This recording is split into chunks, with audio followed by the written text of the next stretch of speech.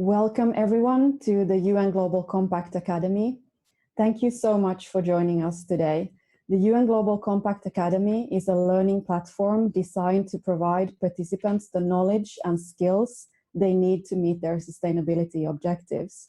Today's session is dedicated to help companies thinking about setting a science-based target to know how to do so. My name is Heidi Huusko and I will be your facilitator today. I am here with our great partners and experts from the Science Based Targets Initiative who will help share information on the requirements on how to set a science-based target. The Science Based Targets Initiative mobilizes companies to set science-based targets and boost their competitive advantage in the transition to a low-carbon economy.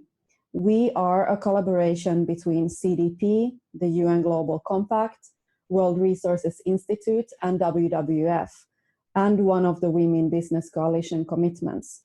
We define and promote best practice in science-based target setting, offer resources and guidances to reduce the barriers to the adoption of science-based targets, and we independently assess and approve companies' targets. Today, I have with me colleagues from the Science Based Targets Initiative, Paola Delago from WWF, Cynthia Cummins from World Resources Institute, and Nicole Labouton from CDP. You should have received all the speaker bios. We have so much content today that we want to focus on, so I will skip to do the bios in detail. Leading up to COP21 in 2015, companies were at the forefront of making commitments such as science-based targets and carbon pricing. And today we see that science-based targets is really becoming mainstream business practice and help bridge the current gap between our planet's warming to well below 2 degrees Celsius. Business play a critical role in fighting climate change. Companies have the power to transform our society. Public commitments by business help raise the confidence of governments to enhance their national policies by 2020. Now is the time for business leaders to embrace climate action across local markets everywhere and pioneer a pathway forward to a sustainable future for all. This session is aimed to help you to be part of the movement, taking climate action and implementing the Paris Agreement. Over the next 1 hour and 15 minutes, we will provide you with concrete insights and answers to what is a science-based target, how to set a science-based target, how to use the criteria of the Science-Based Targets Initiative, as well as what is next after you have made a commitment to set a science-based target. To help you understand what this looks like in practice, we are also very lucky to have Mr. Rane Ramchandra, Associate Vice President of Marketing at Mahindra Sanyo Special Steel, here with us today to share Mahindra's experiences and examples of their goal from you to learn from. Thank you everyone who have shared questions beforehand. We have tried our best to ensure you get answers throughout the session. There will be a live Q&A throughout, so you will have the opportunity to post questions directly to us in the Q&A box. Please use the Q&A feature in the control panel and submit questions. We will help, with our experts, we will be sure to monitor the questions closely and bring up to the attention of the session. So, with the Paris Agreement in force, business and investors have a critical role to play in climate-proofing our global economy and ensuring a swift transition to a low-carbon resilient world. The Paris Agreement represents a watershed moment for climate action and sends a very powerful market signal to business. Science-based targets provide a way for companies to define a pathway to future-proof growth by specifying how much and how quickly they need to reduce the greenhouse gas emissions in line with the goal of the 2015 Paris Climate Agreement. The challenge now is to bring all sectors of society and economies into alignment with the Paris Agreement's ambition to limit global average temperature to well below 2 degrees, aiming for 1.5 degrees Celsius, and ensure in parallel the achievement of the Sustainable Development Goals.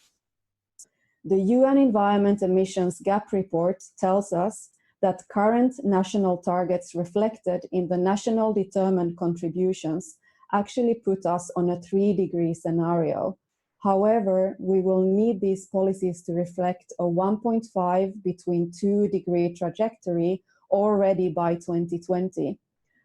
A business as usual emissions could warm the planet by as much as 4.8 degrees with catastrophic effects. Therefore, the next couple of years are very critical moments for global climate implementation. We will need to make serious efforts to turn the tides in the next 2 years to support global processes on climate change by ramping up climate ambition and bending the curve you see here on this slide globally by 2020. This is where the Science Based Targets initiative comes in very handy. We need to reduce global greenhouse gas emissions to less than 42 gigatons CO2 by 2030. With each sector's carbon budget and growth trajectory, you can consider science-based targets as the new normal in the way businesses are developing their strategies for the future. In other words, Science-Based Targets initiative help translate your company's global climate goals with the Paris Agreement. Science-based targets and greenhouse gas emission reduction targets consistent with the level of decarbonization that is required to keep global temperatures increase within 1.5 to 2 degrees compared to the pre-industrial temperature levels. As a summary, science-based targets are greenhouse gas emission reduction targets aligned with the latest climate science for keeping aggregate global warming below 2 degrees Celsius above pre-industrial levels. Science-based targets also provide companies with a clearly defined pathway to future-proof growth by specifying how much and how quickly they need to reduce their greenhouse gas emissions. Science-based targets challenges companies to transform their business and help create a low-carbon economy. Science-based targets go beyond just setting science-based targets on what is comfortable at the moment, but rather a set of science-based vision from where emissions needs to go. So we have reached our first poll, and we will want all the participants to take part in our first poll, and I will read the question to you. What do you think is the biggest business case for your company? Is it to increase efficiency to be more competitive? Is it brand reputation booster? Is it to unlock new financial returns, attract investors, preempt policy changes and regulatory risk, future-proof growth, or something else? Please take a moment and pick your business case. And we will hold it up for a little bit and show you how you voted in a moment.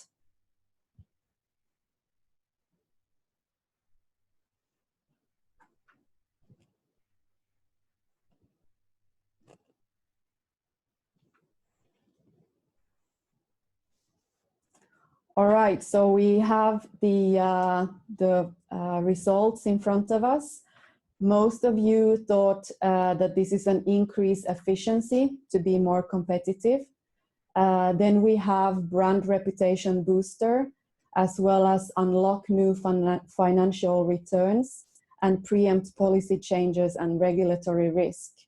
That's great, and we actually just surveyed our companies who have set a science-based targets, and we found that 1 in 5 executives with science-based targets emission reduction goals accept 100% of their company's products and services to be low carbon by 2028. We can show the slide with the images of where we also found that the bottom line savings for nearly 1/3 of companies as a result of ambitious emission cutting goals. So with that, I hope that you now have the business case in case you need to convince your peers at your company. And with that said, I want to introduce Paola Delago, who will show you how to prepare for science-based targets. Paola is with WWF and is based in Mexico, and I'll hand over to you now. Thank you, Heidi. Well, I will now present this part of this training, which is about introducing you to the elements of a science-based target, then the basic steps when modeling a science-based target, and finally, the Sectoral Decarbonization Approach, which is the method that the partners of the Science-Based Targets Initiative developed. So starting with the elements of a science-based target, there are three main elements. The first one has to do with how much, or the level of emission reductions globally, how much do we need to reduce in our economy. So basically, it's what determines the carbon budget. So there are several emission scenarios available. Here we listed three. There are those developed by the International Energy Agency, or IEA. So here we listed the 2-degree scenario and beyond 2-degree scenario. But there are others, for example, the Representative Concentration Pathway 2.6 that was developed by PBL Netherlands, the Environmental Assessment Agency in the Netherlands. And basically, these emission scenarios are will determine the carbon budget to reach a given temperature outcome. And as Heidi already explained, the temperature outcomes that we are looking for in a science-based target are those of the Paris Agreement. The second element is the allocation approach. So once you have decided on the emission scenario, now the question is how to allocate the carbon budget of that given scenario among companies. And there are three main allocation approaches that I will talk about them later in the slides. So absolute contraction, intensity convergence, and intensity compression. And the third element is the company-specific context.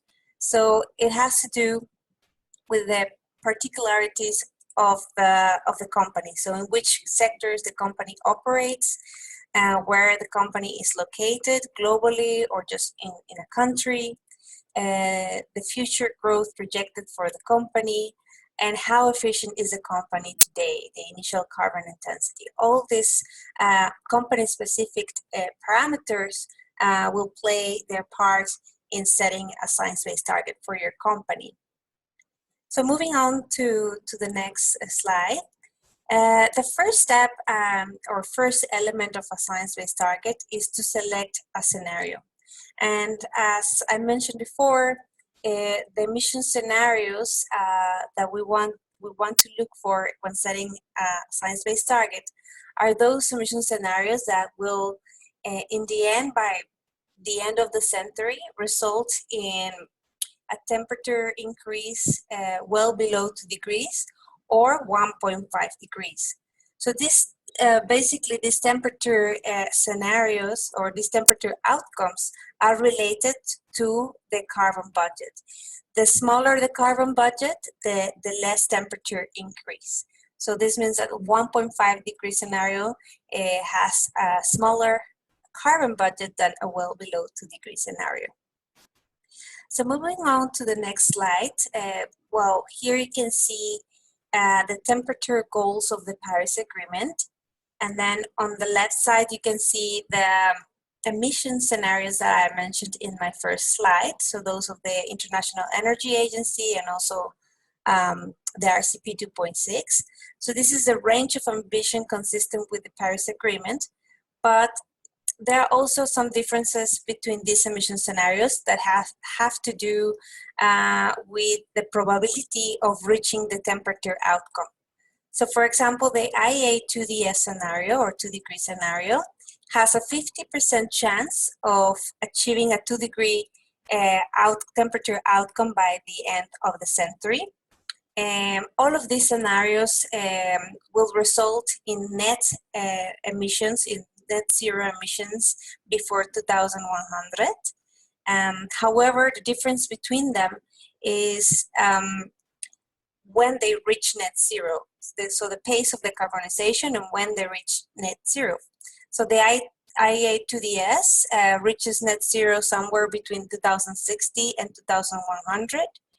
But the IEA beyond 2 degree scenario, which the temperature outcome for that scenario is 1.75 degrees, the net zero emissions are reached in 2060 already, so before the 2DS.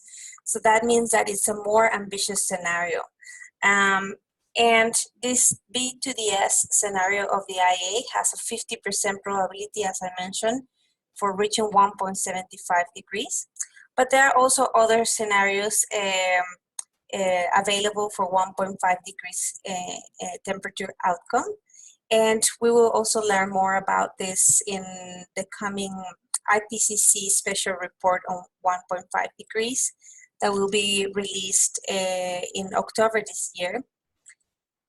So just from this slide, I just want to highlight that this is an important decision for a company when setting their target to select the emission scenario, because the greater the likelihood or the probability, then the greater chance we have to prevent the worst impacts of climate change.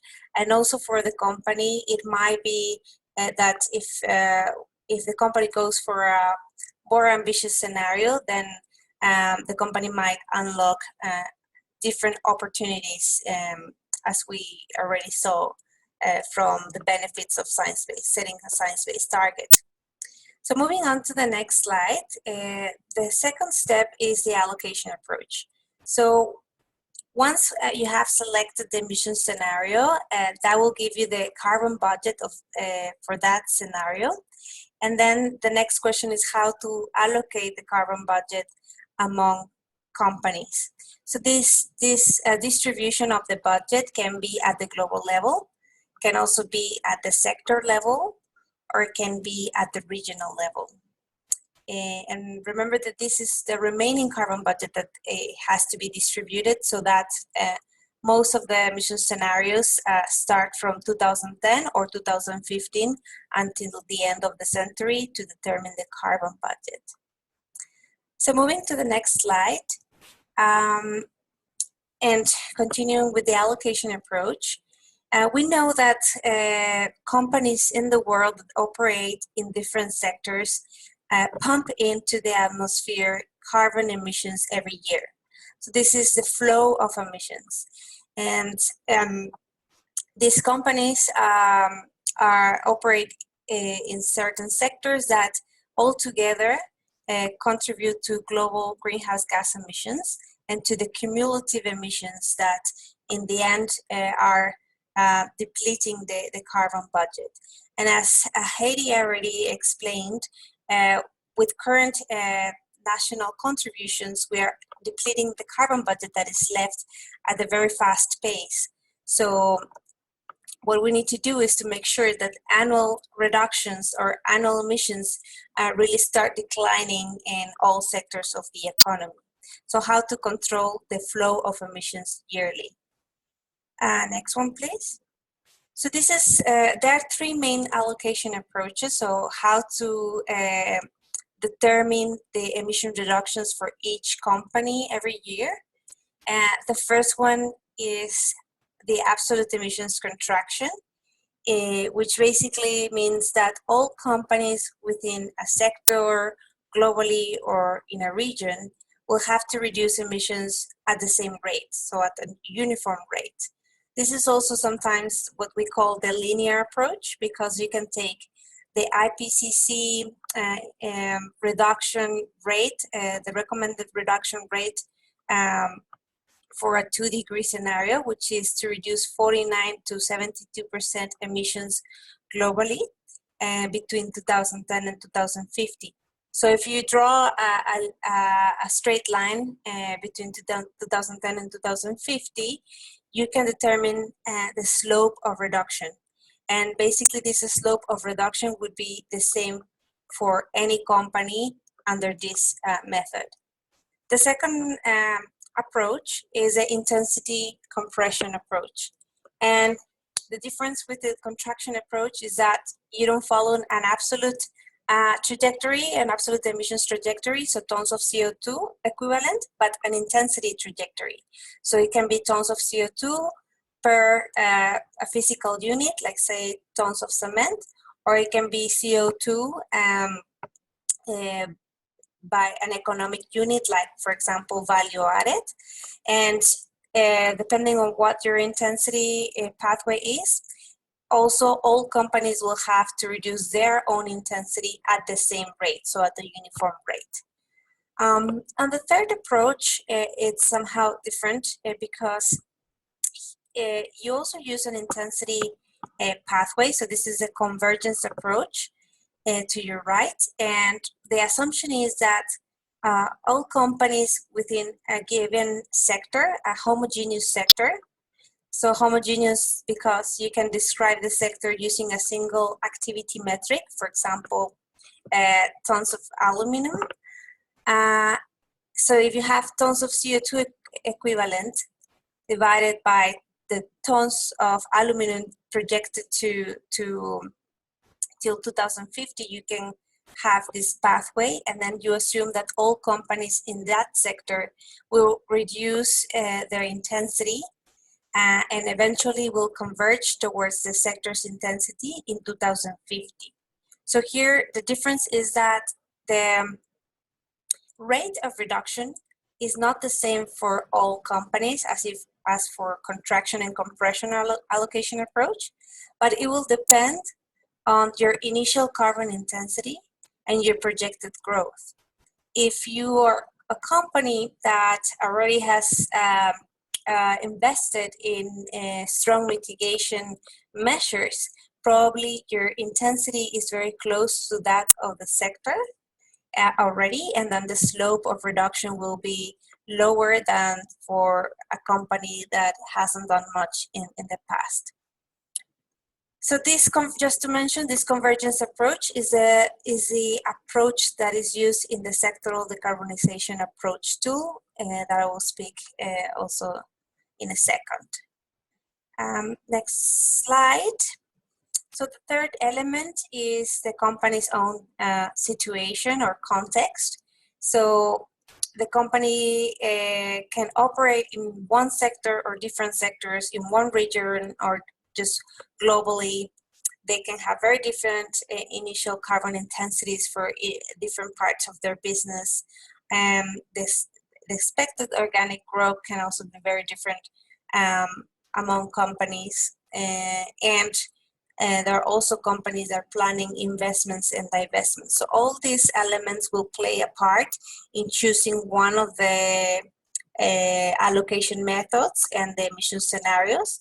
Sometimes, for example, there is no available method for the sector your company operates in, but there are, as I mentioned, other methods that the company can use. So next slide, we have everything together. We have the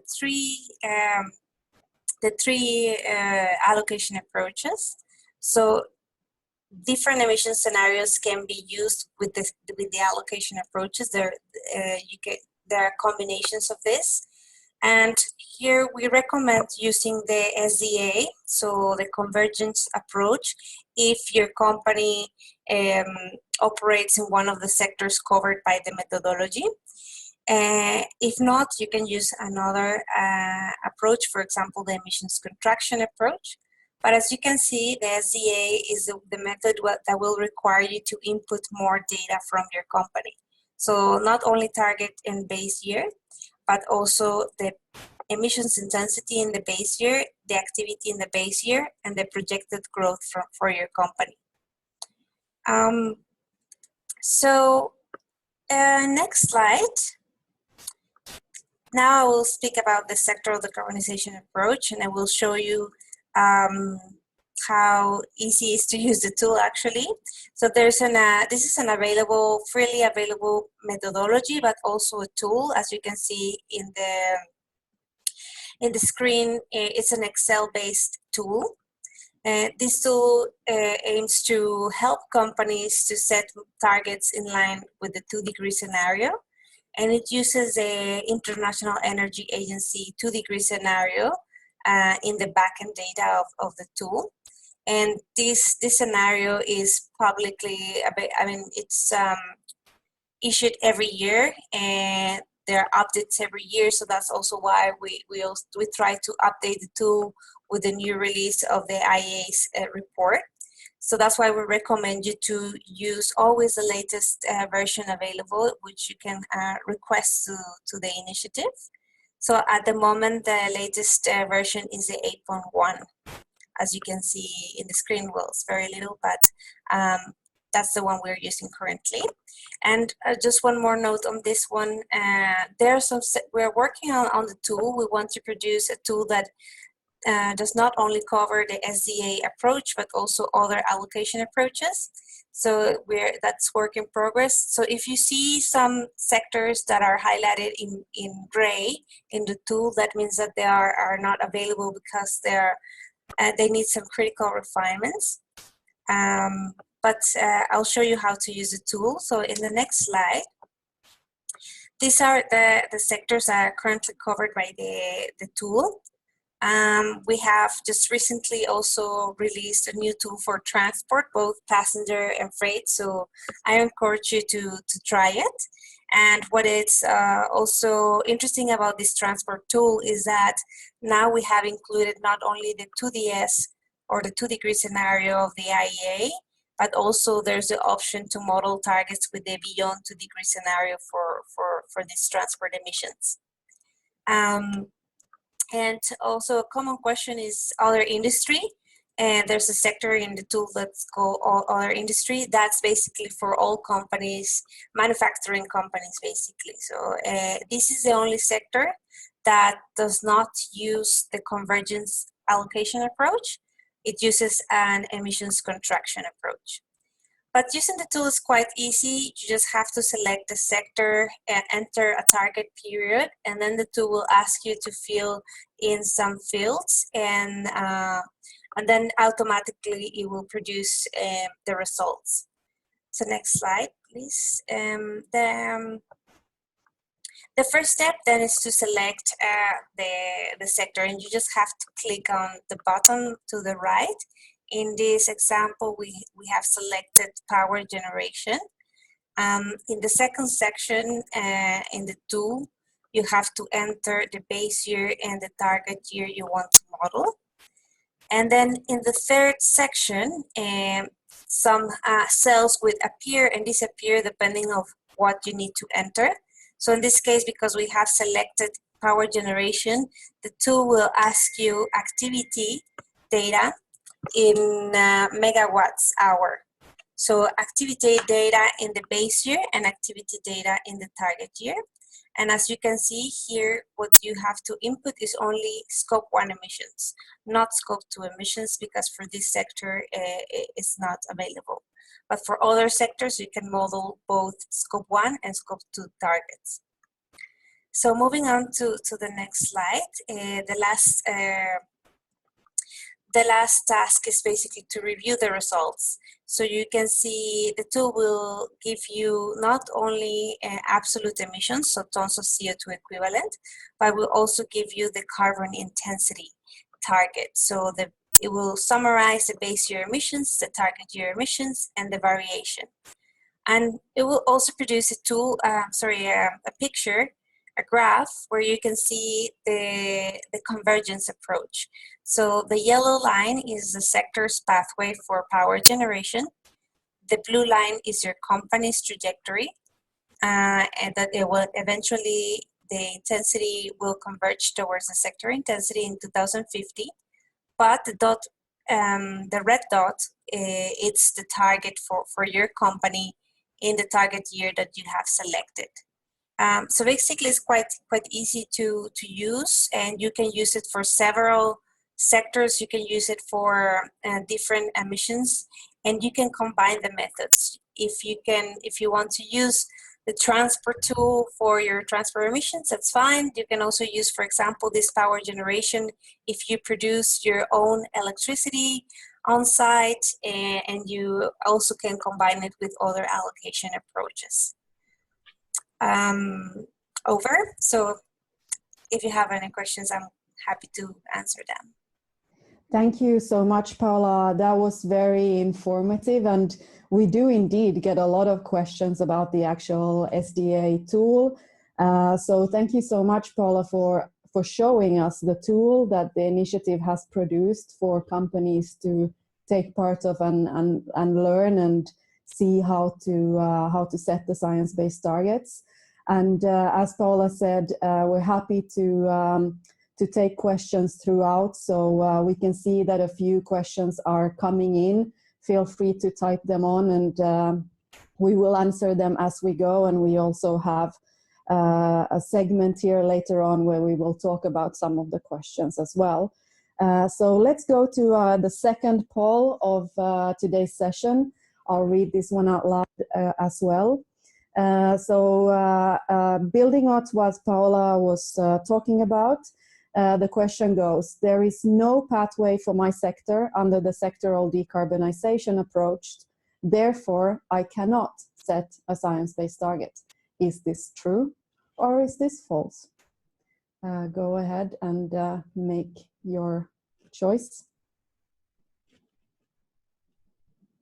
And I think we can take a look at the results. Most people said that it is false, which is true. It is false.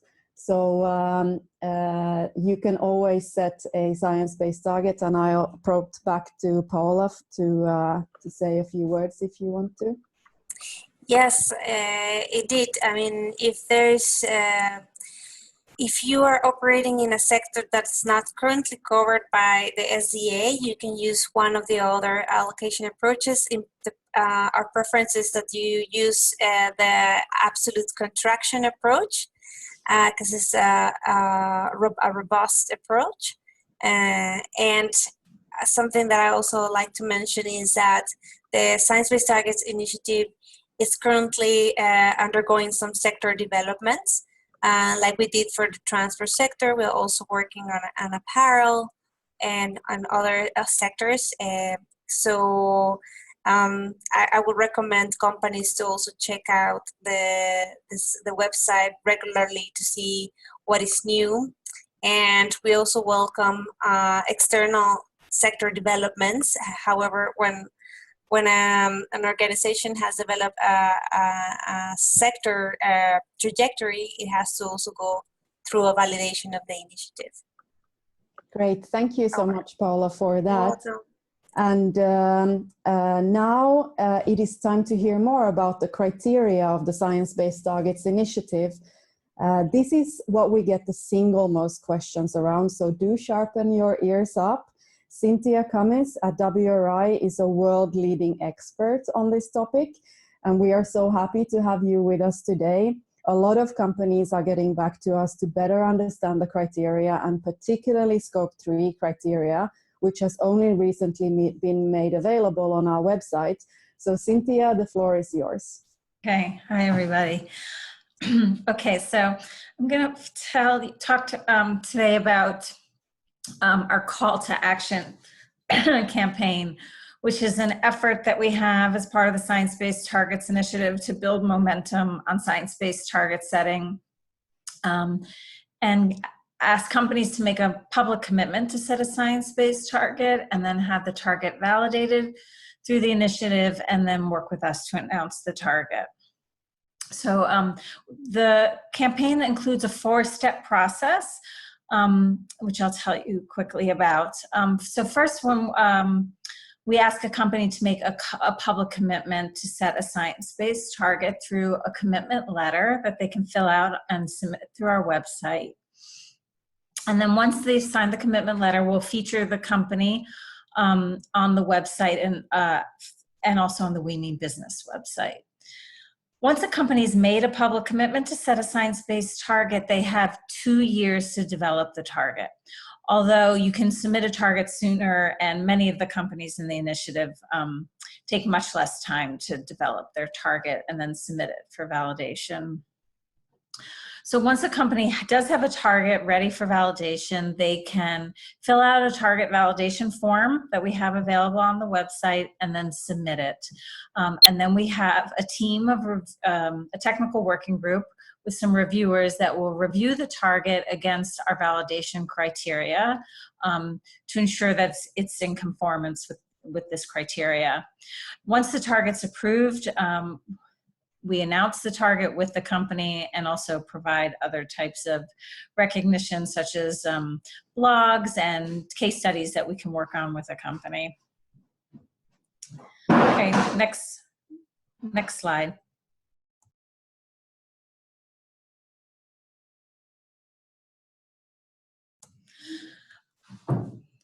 So many of you may be familiar with the greenhouse gas protocol, but I'll give you a little bit of background. So before you can set a science-based target, a company will need to complete a greenhouse gas inventory.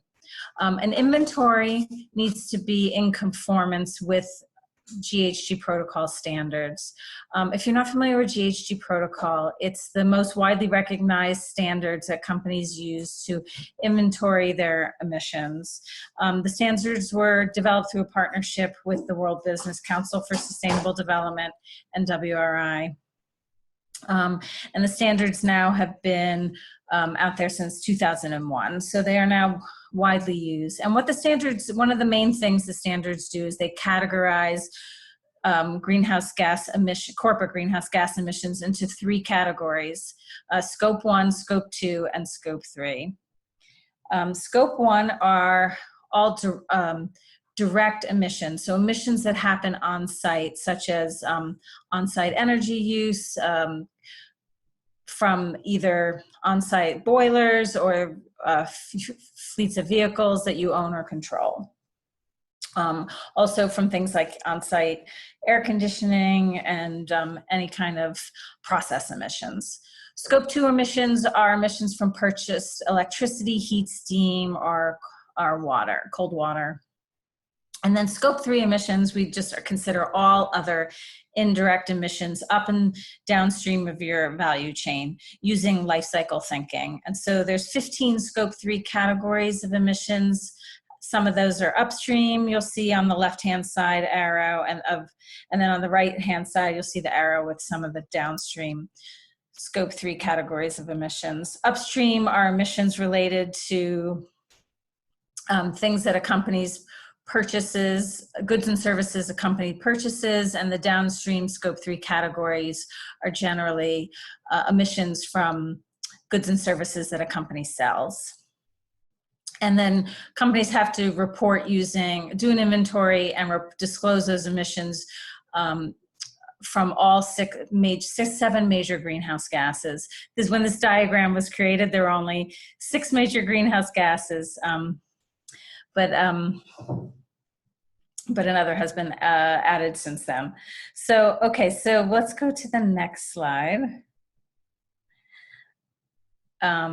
Okay, so now I'm going to tell you about the validation criteria for the initiative. Once a company has a full inventory, Scope 1, 2, and 3, then they can be ready to set their target.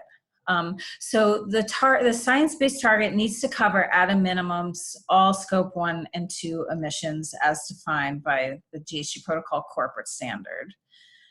And the targets need to go over a time period of a minimum of 5 years and a maximum of 15 years.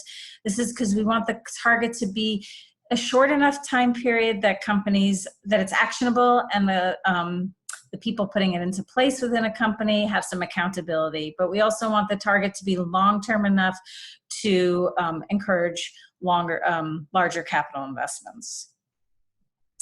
Okay, next slide. At a minimum, the level of ambition has to be consistent with a 2-degree pathway, but we do encourage companies to pursue greater efforts towards a 1.5-degree trajectory. Targets can be absolute reduction targets. They can also be intensity targets. But if a company does set an intensity target, it must lead to absolute reductions in line with the 2-degree pathway. Or it has to be modeled using an approved sector pathway through the SDA or any other approved methods. Okay, next slide. So now we'll talk a little bit about Scope 3. So as I mentioned, companies need to complete a corporate inventory of Scope 1, 2, and 3 emissions. For Scope 3, we recommend that at least at a minimum, a company does a screening. There's a tool that we developed with Qantas called the Scope 3 Evaluator. And it's a really easy to use, freely available tool that allows a company to do at least a high level estimate of their Scope 3 emissions. And our criteria around one of our criteria around Scope 3 is if you find that at least 40% of your emissions, of your total Scope 1, 2, and 3 emissions come from Scope 3, then you're required to set a Scope 3 target. Now we have a whole set of criteria. If you must set a Scope 3 target, then we have a whole set of criteria for these targets. So once you know what your Scope 3 emissions are, and you need to set a Scope 3 target because those emissions are significant, the target boundary has to cover at least 2/3 of your Scope 3 emissions. And this is just because there's a lot of Scope 3 categories, and it may not be practical to go after all those emissions, and you want to focus your reduction efforts in the right place. So you can figure out where the majority of those emissions are and focus on those and include that a target boundary around 2/3 of your Scope 3 emissions. And just like the targets around Scope 1 and 2, the target must cover must go a minimum of 5 years into the future and a maximum of 15 years from the date the target's submitted. Next slide. Now, what we've done recently is try to provide clarity to companies about what the appropriate level of ambition is on Scope 3 targets.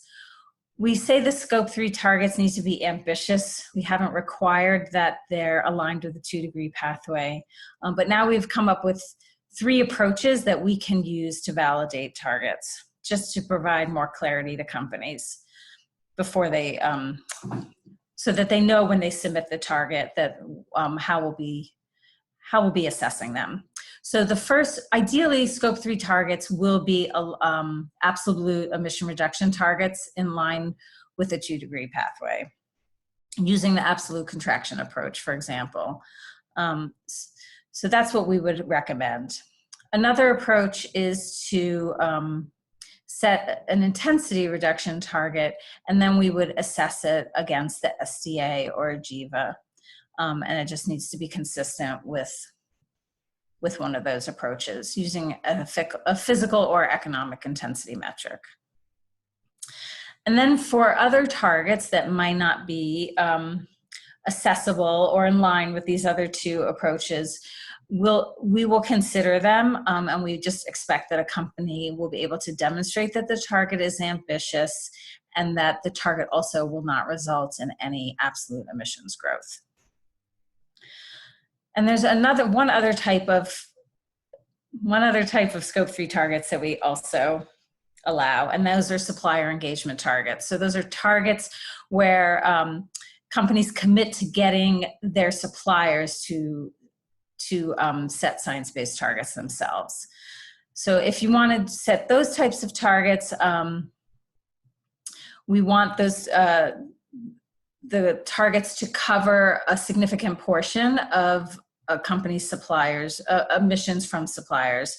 So that would be 2/3 or more of their of your suppliers' cradle-to-gate emissions, or if that's not available, you can just look at like 2/3 of a company's annual procurement spend and have that be the boundary of your supplier engagement target. We ask companies to ask their suppliers to set science-based targets that at a minimum cover their own Scope 1 and 2 emissions, but they could also go further and ask suppliers to set targets that include Scope 3 as well. We want these targets to be put in place as soon as possible, so we say that the maximum target year should be 5 years into the future for supplier engagement targets. Okay, next slide. And this is the last slide. We are doing our best to provide as many tools and resources for companies to reduce the barrier of adoption of science-based targets.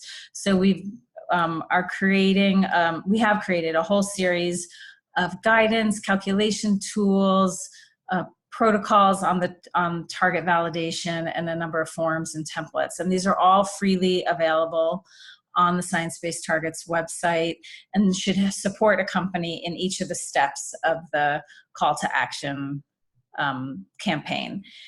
And we'll be continuing to develop future guidance. A lot of our focus now is on sector specific guidance.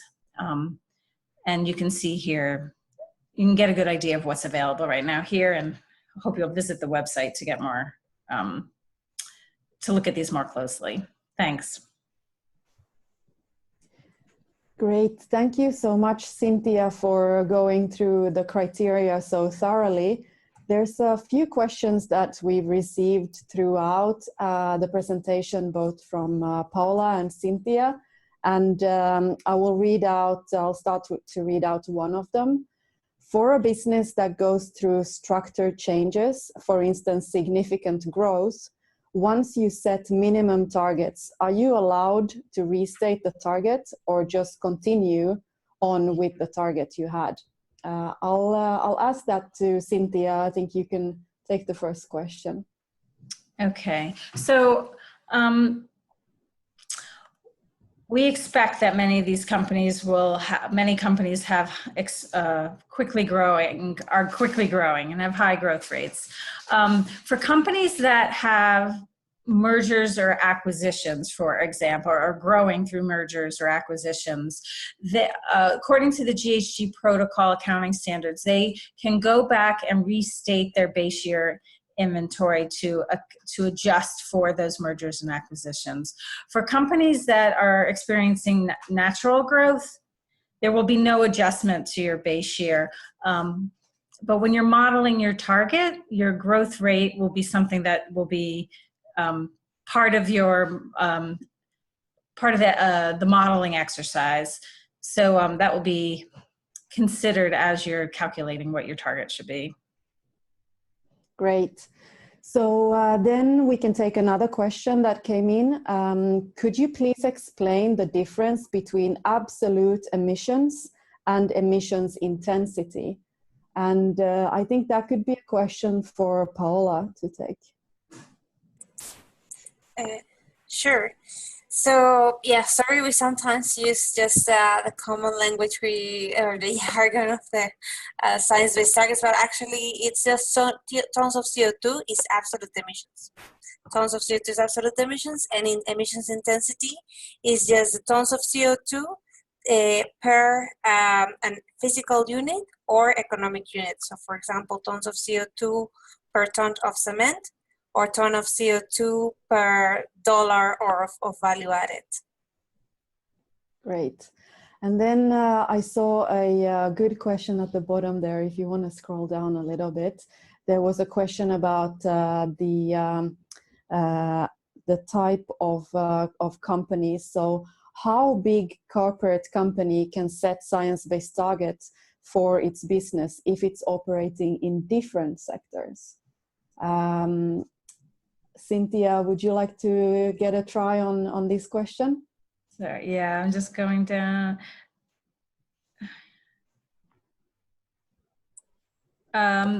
So sorry, I'm trying to find the question. So this is if a company operates in different sectors, can they set a science-based target? Yes. So absolutely. A company could model their target as one company and use, for example, the absolute contraction approach. Or if they want to look by business unit, they could try to do it then using a sector-specific approaches if those are available. So or the other industry pathway as well under the SDA. So there are definitely options for diverse companies to set a science-based target. Great. And then one last question before we move to our next speaker. Is supplier engagement scope 3 target required? Cynthia. Right, yeah, I think that's a good question. That can be confusing. So what we say is that you have to have scope 3 targets that cover 2/3 of your scope 3 emissions.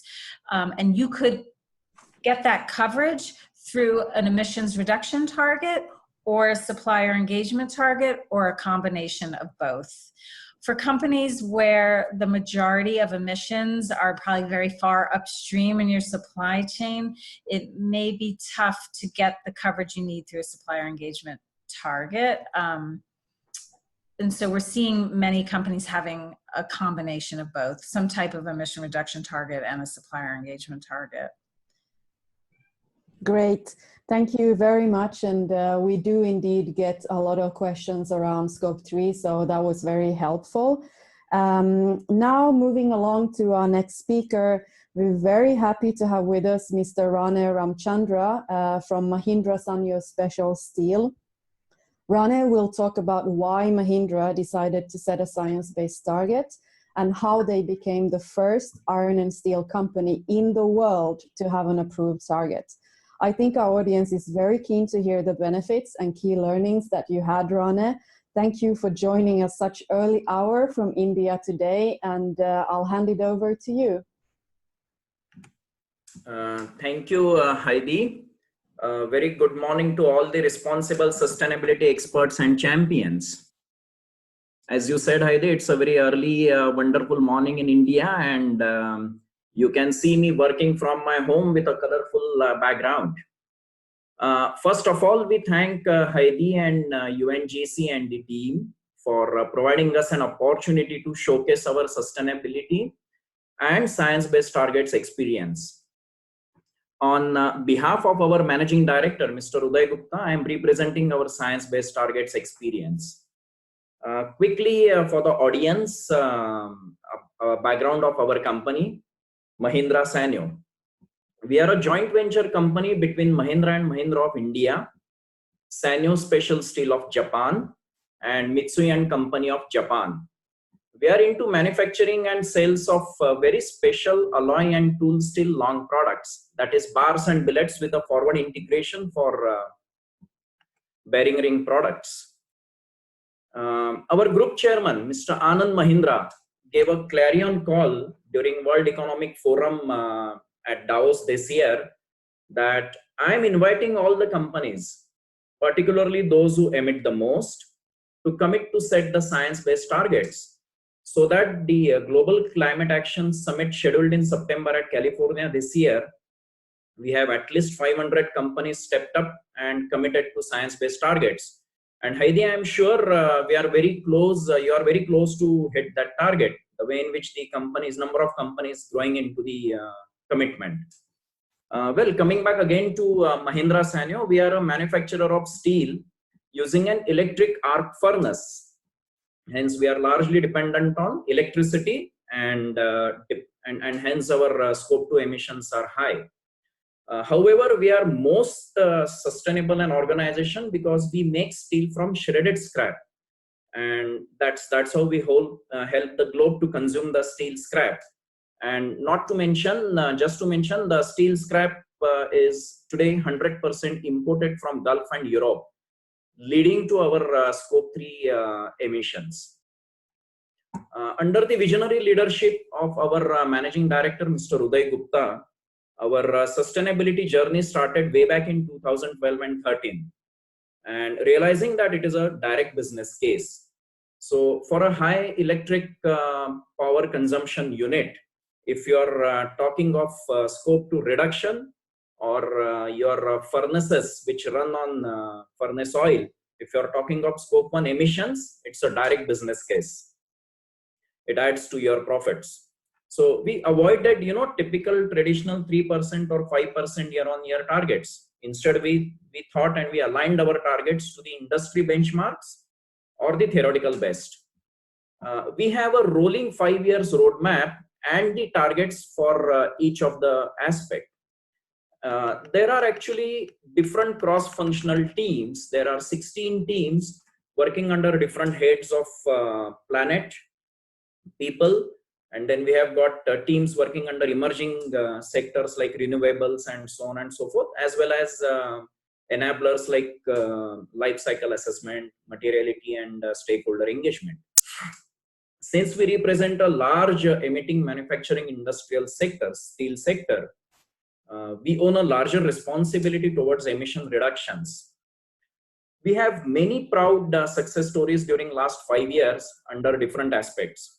Just to mention few, we have reduced our scope 1 emissions by 26% in last 5 years. Scope 1, 15% reduction in our scope 2 emissions.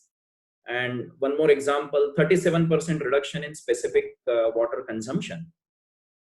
In addition, we are doing regularly the environmental life cycle assessment, and we are very proud to mention that we have done a simulation life cycle assessment for year 2022, that to understand, while we are on the expansion path, to understand our likely environmental impacts in 2022. So after 5 years of successful journey, a time came last year to check and revisit our journey, our targets, and that was the right time when WRI and CDP India, they helped us, they guided us to enter the science-based target initiatives. We wanted to know whether our internal targets, the journey so far, whether it is in line with the steel sector requirement, and whether it is helping the globe to achieve the global warming below 2 degrees centigrade. So science-based targets are, as we heard in the last 2 excellent presentations, very simple and nice to, easy to understand, that these are the targets, very scientific and methodical targets of GHG emission reduction aligned with the latest climate science for keeping the global warming below 2 degrees centigrade.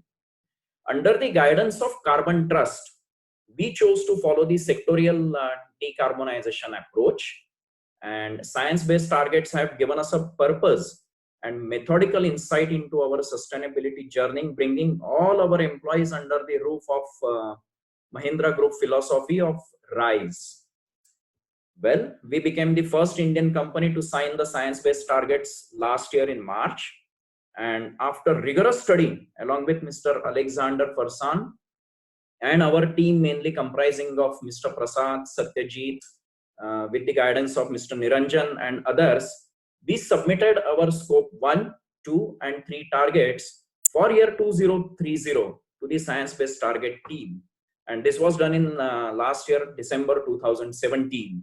So as mentioned earlier, I think even though the time frame given by science-based target teams is 2 years, but once you get into, I think you can do it. So we submitted the targets, we committed in March, and we could submit our targets in December in 9 months. And finally, our targets got approved in March and announced in April 2018. As rightly mentioned by Heidi, and we are very proud to mention that we are the first Indian company to get our science-based targets approved. And also globally, we are the only company in the metal and mining sector to get science-based targets approved.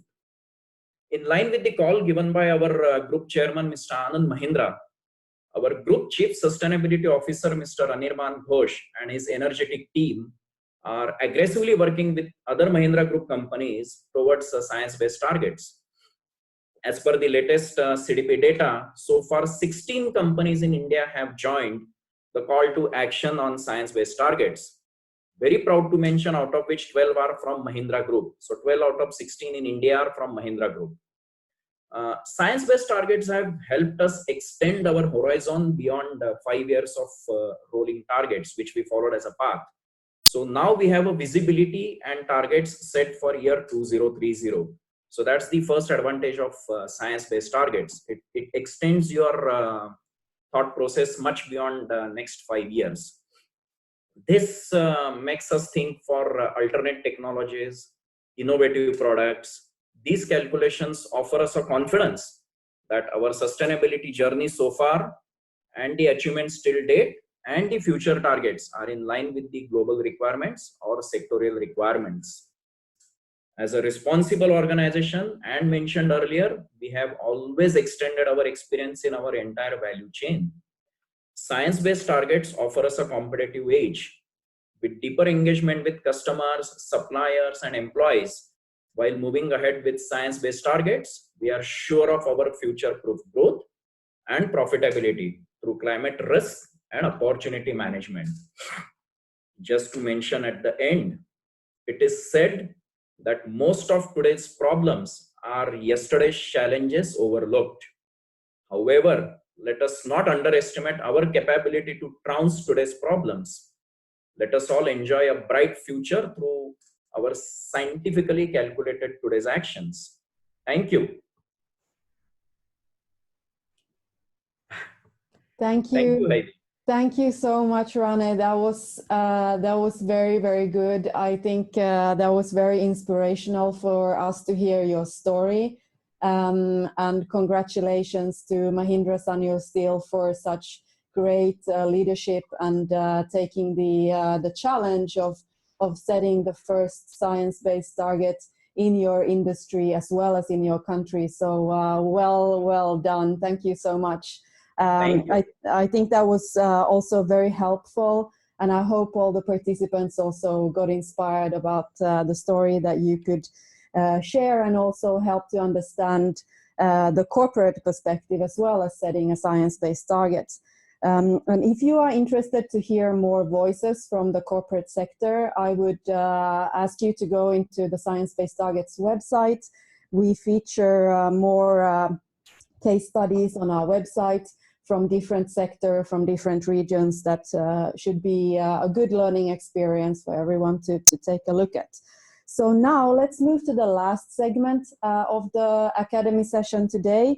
And I'm happy to introduce you to Nicole Labutong from CDP, who will guide us through what is next after setting a science-based target.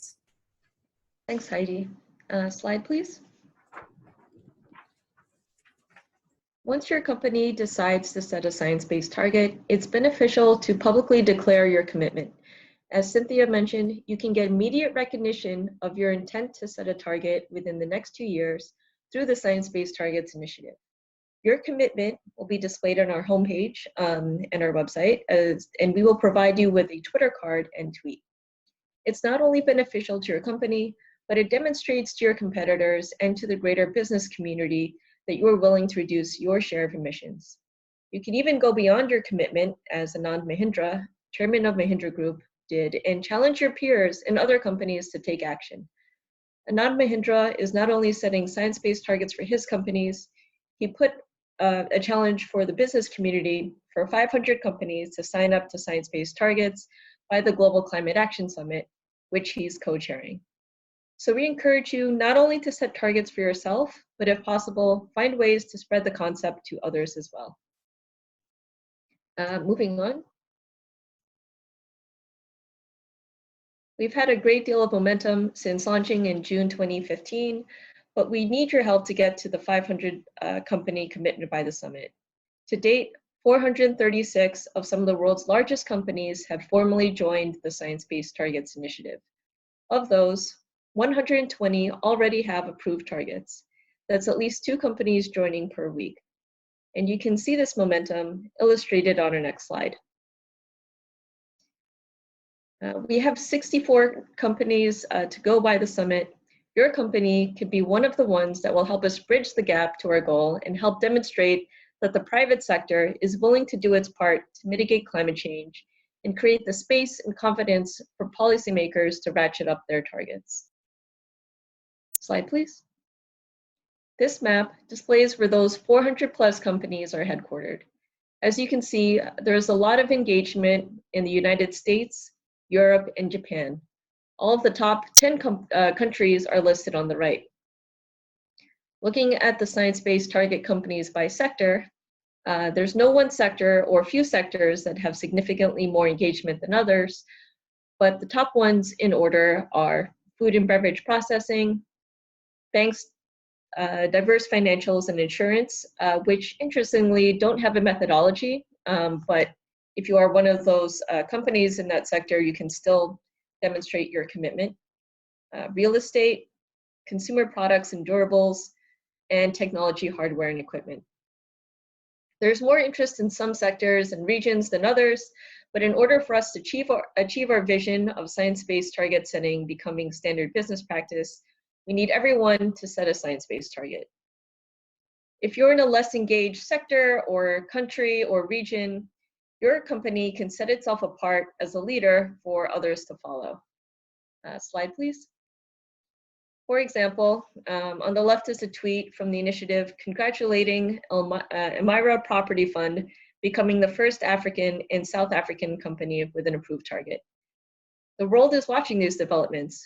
Science-based targets have been mentioned in the news thousands of times. Even the likes of Patricia Espinosa, the executive secretary of the UNFCCC, are tweeting about them, as you can see on the right. So we hope that you'll be one of the companies that will help us get to 500 by the Global Climate Action Summit, and also to help us soon reach a tipping point so that this eventually becomes standard business practice. We'll pause here for questions.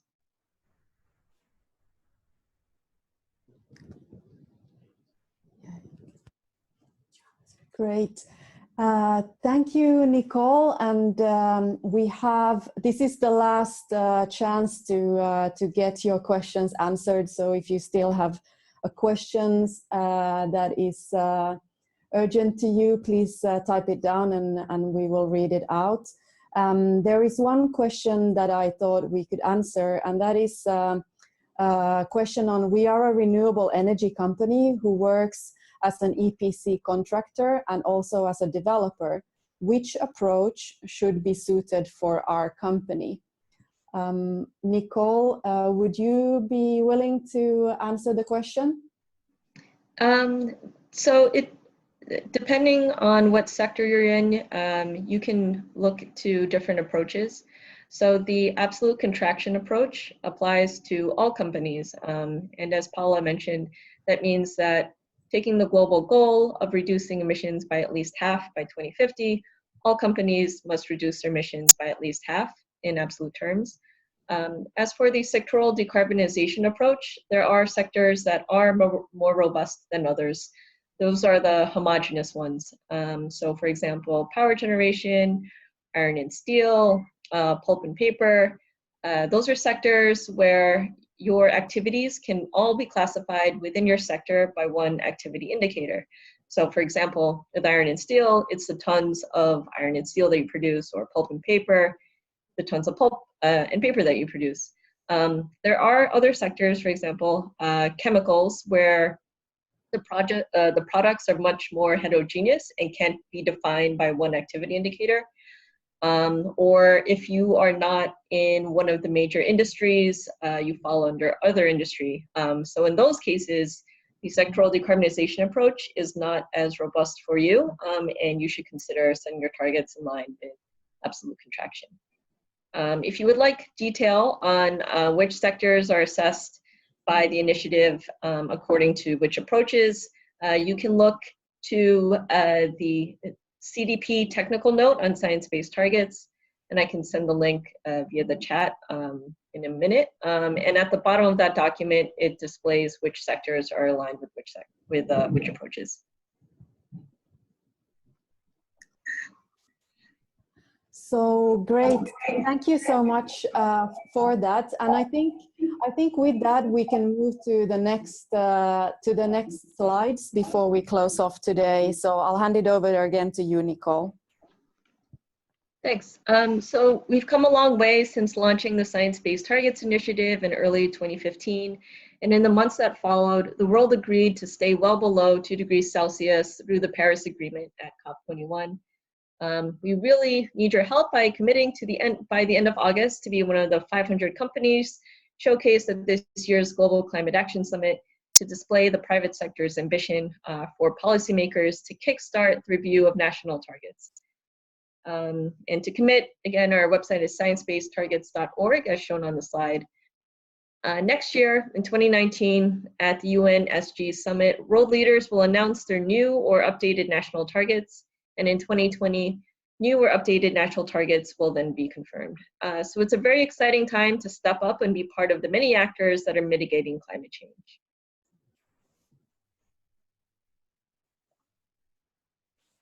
Great, thank you, Nicole, so much for that call to action.